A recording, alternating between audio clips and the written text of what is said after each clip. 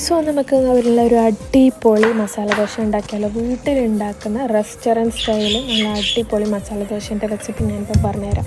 So ആദ്യം നമുക്ക് മസാല ദോശയ്ക്ക് വേണ്ട മസാല, അതായത് ബാജി ഉണ്ടാക്കാം. അതിന് വേണ്ടിയിട്ട് നമ്മൾ എണ്ണ ചൂടായി വരുമ്പോൾ കടുക്, കറിവേപ്പില, പിന്നെ നമുക്ക് വെളുത്തുള്ളി പൊട്ടിച്ചിട്ടിടുക. ഇതൊരു സിമ്പിൾ റെസിപ്പിയാണ് കേട്ടോ. അതിന് ശേഷം നമ്മൾ ഉള്ളി ഇടുക. ഉള്ളീൻ്റെ നടുവിൽ ഒരു ചെറിയൊരു ഓട്ട ഉണ്ടാക്കിയതിന് ശേഷം നമ്മൾ മഞ്ഞൾപ്പൊടി ഇട്ട് മിക്സ് ആക്കുന്നു. പിന്നെ നമ്മളതിലേക്ക് ഉരുളക്കിഴങ്ങ് ഇട്ട് സോട്ട് ഔട്ട് ചെയ്യുന്നു. ലാസ്റ്റ് നമ്മൾ മല്ലി ഇല ഇട്ടതിന് ശേഷം അതിനെ ഗാർണിഷ് ചെയ്യുന്നു.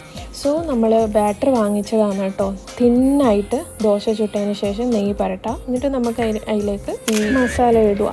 ട്രൈ ചെയ്ത് നോക്കാം.